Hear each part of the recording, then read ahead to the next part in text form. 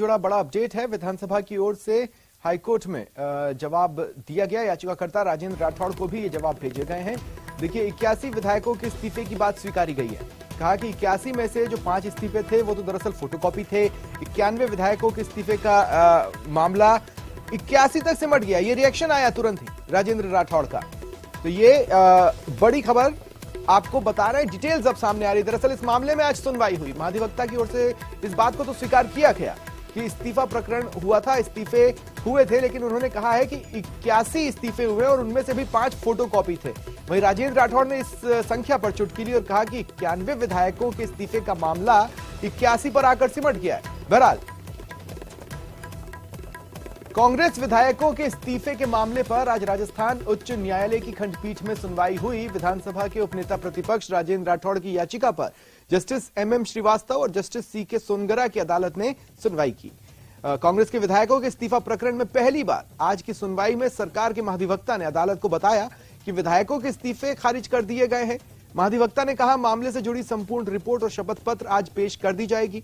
राजेंद्र राठौड़ ने कहा, इस्तीफा प्रकरण के 110 दिन बाद अदालत में महाधिवक्ता ने इस्तीफों को खारिज करने की बात रखी।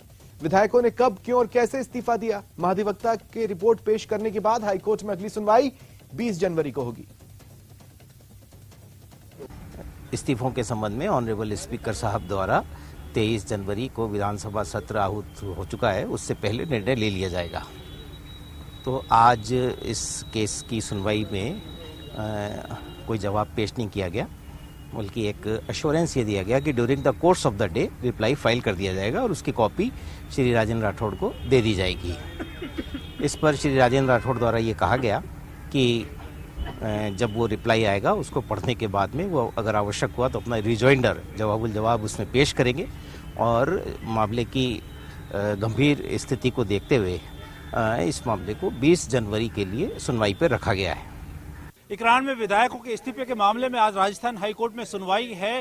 भाजपा नेता राजेंद्र राठौड़ ने याचिका लगाई थी, इसमें संवैधानिक मूल्यों के हनन का आरोप लगाया है। हाईकोर्ट ने आज सुनवाई की है। सर, किस तरह की सी सुनवाई हुई, क्या कुछ अदालत ने कहा है?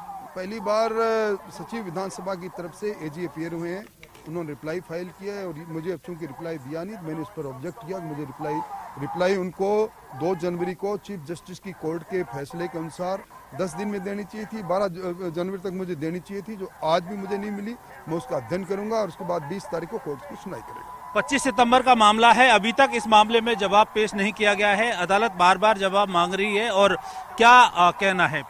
देखिए, 110 दिन गुजर जाने के पश्चात भी राजस्थान के लोग ये जानना जरूर चाहेंगे कि उन्होंने जिनको चुनकर भेजा, उन त्यागपत्र वीर विधायकों ने उनको रिप्रेजेंट नहीं करने की इच्छा क्यों व्यक्त की, क्यों उन्होंने कहा कि हम सब कुछ त्याग कर रहे हैं और उसके बाद उन त्यागपत्र वीरों ने तनख्वाह भी ले ली।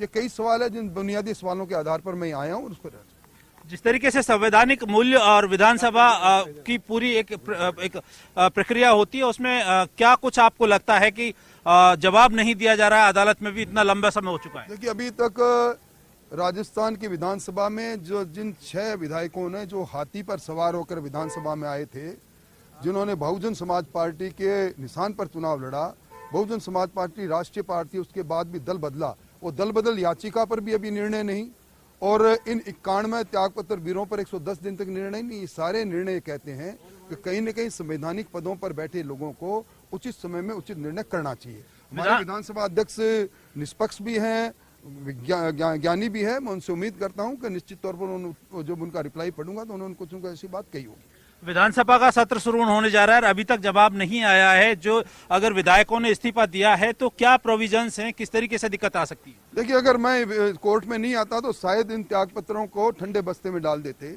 मैं आया हूं 23 तारीख से पहले निर्णय करने के लिए, इसीलिए 23 तारीख से पहले रिप्लाई आया है। रिप्लाई का अध्ययन करेंगे और उसके बाद आगे बात करेंगे। नागौर जिले